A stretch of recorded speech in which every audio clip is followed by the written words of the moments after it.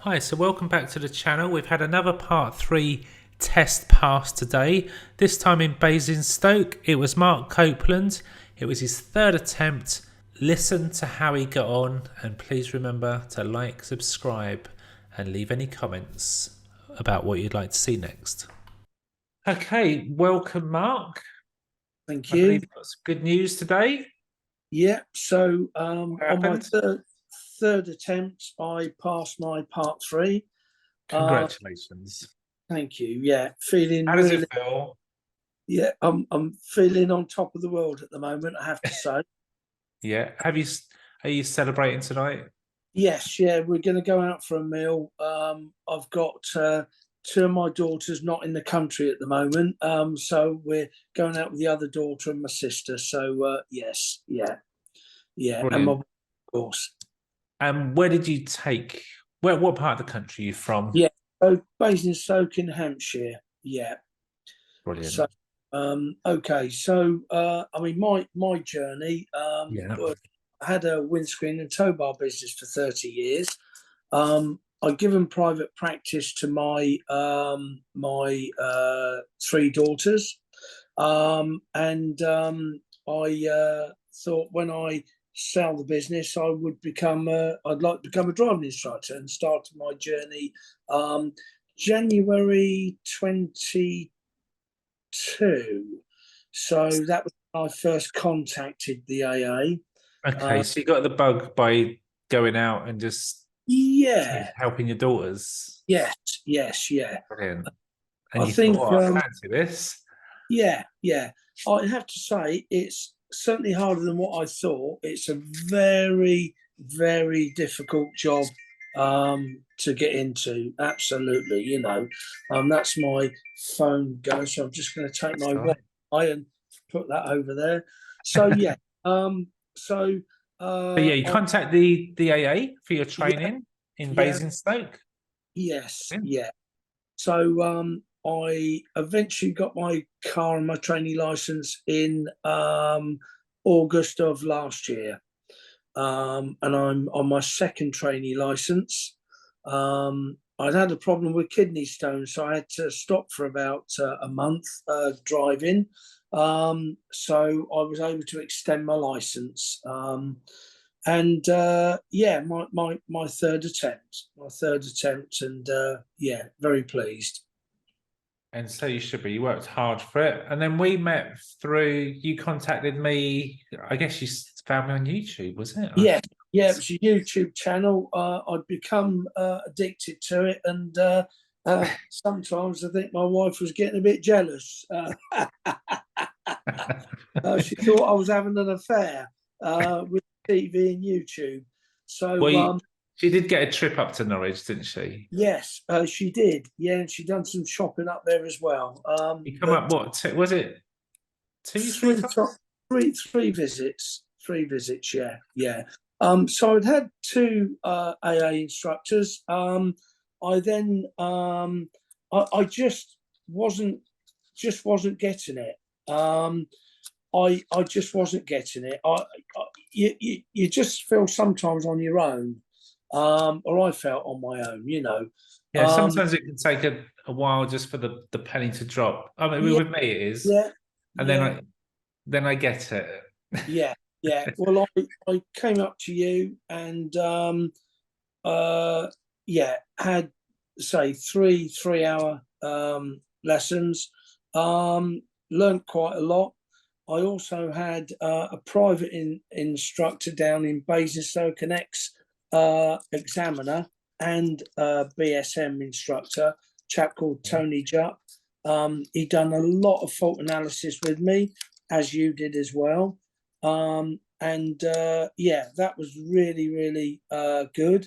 Um, and I then discovered Lou Walsh only a couple of weeks before my test, but she advised me to do a video with another student, and she said she'd take a look at it for me. Brilliant. And she spent a couple of hours at her time, didn't even charge me. Absolute amazing lady. I felt I scraped through. I got 32 score. Yeah, just to sort of, sorry to interrupt, but Yeah, just like with Lou Walsh, I mean, she's helped some of the people I've been training. She's got a PDI group on Facebook, and she did exactly the same. Watched the, got them to send a video and critiqued it, and it really helped them. So, yeah, and just going back way back to 2008, 2009, when I was training, yeah, I discovered on YouTube Blaine Walsh, yes, who later married Lou. yeah, And yes. they're I can't even say it, formidable team. And Uh, I would regard them as you know the best audit trainers out there that I've seen. I just really, they're yeah. really good. So I just wanted to say that. I'm going to connect with Lou in September because we're just going to go away for a week, and we've got weekends booked in August while my wife's on school holidays. So, but I'm going to connect with Lou Walsh because 32 I scraped by. When the standards check changes to 33, as it will do, I want Yeah, to make sure I've got a better score. Now, the examiner's feedback was great today. He said to me, once you become a qualified instructor, you do get better. And it's the same as a learner driver, isn't it? Once you pass the test, they don't exactly. learn to drive until they pass the test, do they? But yeah, so do you want Because me you'll to? be out there, you'll know what's working. If you keep reflecting on how you're doing and Yeah, thinking, was that a good lesson? What could I have done differently? How can I improve that? Because you will just improve by yeah, through experience, and you know what you need to do. So just keep working hard, and you'll be fine. yeah. I think the problem I've had, I think, in this journey as well is that we get these scores, as say, having two failed attempts. You're thinking, what does a 50 score look like? And so it just you're just trying to understand what you need to do. And yes, they say carry out a normal lesson, but of course, they've still got the COVID rules in place, so you don't have that opportunity to do a 10-minute briefing. So they ask you to skip over all that, and sometimes that's a bit throws you out a little bit. Yeah. So any new information you need to give to the pupil, you can give before the Yeah, examiner gets in the car. So you could say to the examiner, look, my pupil's struggling to get gaps on roundabouts. I've explained, I've given them a tool how they could do that. And so when you get the examiner in the car, you can just recap with your yeah, pupil, and just ask them, just how are we going to do this? And then they can repeat that back to you, and you say, yeah, great. So then we can go and do it. So yeah, they don't want the briefing. no, They don't want no, anything no. new. I No mean, comments. I've heard it a couple of times, I think, on your channel as well. And for any PDIs going for their test, just do do it as a normal lesson, and then you take them down to the test centre, and it's as if the examiner is just jumping in your car, and you're going to carry on with the lesson. It's is Yeah, that's the way. that is the way to do it. You're Yeah. just picking up the examiner for 40 minutes of that 2 hour lesson. Yes. Yeah. Yeah. And so you've already warmed up, because the worst sort of thing you can do is go in from a cold start. Yeah. Not let the people drive yet. That would be a mistake. And starting a lesson cold from what Yeah. happened last week, Yeah. it's all going to take you a few minutes to get into the groove. Where if they've driven before and there's been a couple of issues, great. Let's go pick up the examiner. Let's talk about what we've just been talking about, and let's continue and go and do it. Then at the end, it's like, we're going to drop the examiner off now. He's Yeah. going to give me a bit of feedback, and then we're going to carry on. Because Yes. Because there's never a nice tidy end, is there? Because No. a 40-hour journey, and the examiners just want to see that 45-minute segment of that 40 hours. So it's all about keeping it relevant to your people, what your people needs at that exact moment in time. Yeah. So you can't overly pre-plan this lesson. You've just got to, go with the flow, go with your people, be client-centered. Yeah. So I missed out a little bit in my journey. I want to give a shout out to a chap called Noel O'Connor, and he was a brilliant. He comes from Harrow. He'd driven all the way down to Basingstoke.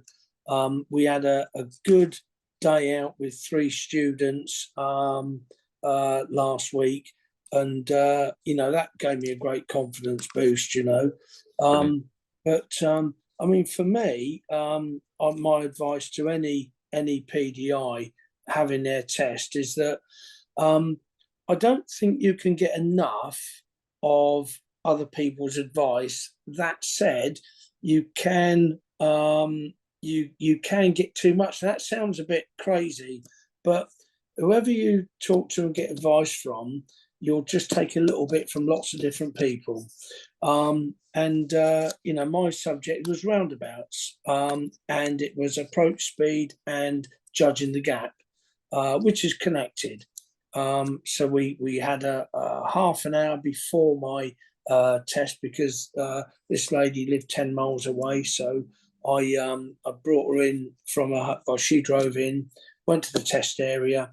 We picked up on last week's lesson, and then we went round to the test centre, jumped the examiner in the car, and then out we went. The problem I found on my... Sorry, can I just interrupt? Yes. It was your 3rd attempt, and you did all 3 attempts in Basingstoke? Yes. Did you have the same examiner every time? Same examiner every time, yes, yeah. And to be honest with you, he it sends mixed messages out a little bit, in terms of the first time he said, it was, don't want you to stop. I want you to keep the wheels moving. I want to be back. It looks as well, I want to be back in that test centre at 20 past 9 and all the rest of it. Throws you off, really. The second time he was totally the opposite. Oh, if you was was the first one during COVID restrictions? It wasn't. No. And the second time he was total opposite, saying, well, if you can pull over if necessary, but try not to make it too long, And I think the third time he was probably sick of me, and he just thought, I better pass this chap, I'm sure he didn't think that. You passed on your own merit. Yeah. So as I say, the subject was roundabouts. The first roundabout we went, the student committed a fault, and I think I was cold. I didn't pick it up. We went straight into a bend with the cars on the side of the road, so I got around those. And the problem was the route I was on, I couldn't get her back easily to do that again. But we did. You need, just sorry to interrupt. Yeah. So there was a problem on a roundabout? Yes. Was it or just on a bend? It was so as we exited the roundabout, it's a sharp bend to the left, and she was just exiting too quickly and went just over the line on that bend. Okay, so you felt that was quite a unique thing, that you needed to go back to that exact. Yes. You couldn't replicate the same thing on a different roundabout? No. And eventually we got back to that part. She'd then thrown in a mirror fault, so a mirror fault before we got to the roundabout. So we got round, she committed that same fault again, and so I'd identified it straight away. So we're going to need to pull over, and we found a spot. We we pulled over, we had a good chat about it. But now I've got 6 minutes to get back to the test centre. So now I'm sweating, I'm thinking, crikey, I'm not going to get back on time. Did the examiner say, hey, we need to be heading back now? He didn't, to be fair. He didn't. Because that would be what would normally be happening. So I had a guy do their standards check, and for some reason they still thought it was an hour long. And so they're getting right into it. We're going to go and do that. Rah, rah. And the examiner said, well, hang on, we need to get back because we've got 45 minutes. I went, oh, I'm sorry, I didn't realise. And then, so they will kind of time keep for you. They're not going to let you go back late. So if anyone's watching this, if you're heading in the wrong direction with 5 minutes to go, they'll say, hey, we need to go back. Okay, yeah. I think the problem is when you're on the test is that you're nervous and it's especially you're under so much pressure on the third attempt, so therefore you're thinking, crikey, am I going to get back? So what I did, and I got this off your YouTube channel, is that I did the reflection on the way back with a student. We had a straight road back to test centre. Said to the student, look, we are pushed a little bit for time. Are you happy for me to talk to you whilst you're driving, and give, what went well, what didn't go well. And we did all that. And then we got back to the test centre 1 minute before.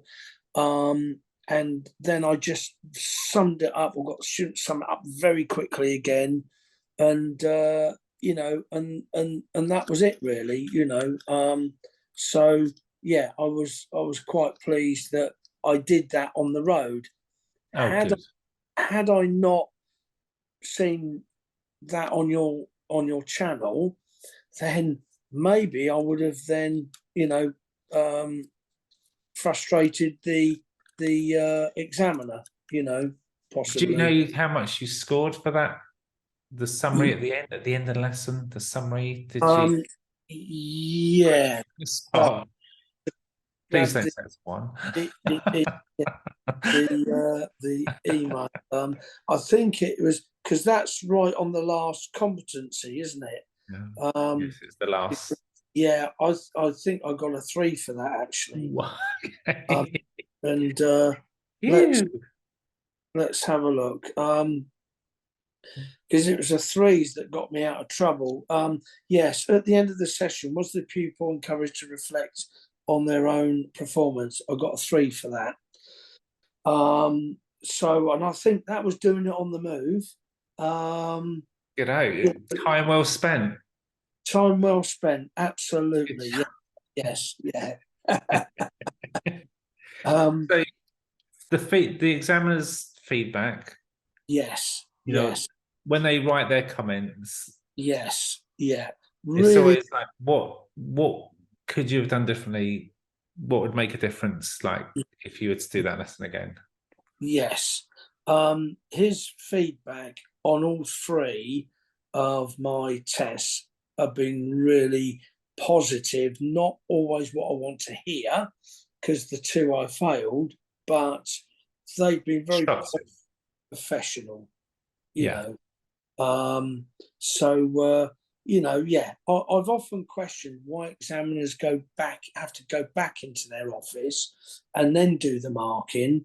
This particular one does it on a piece of paper and then goes into the office and marks it. But that's a good point. The marking sheet, it's not like a DL25, a driving test, where they're marking faults as you go. Yeah. They're looking at the whole picture of your lesson holistically, what you're doing.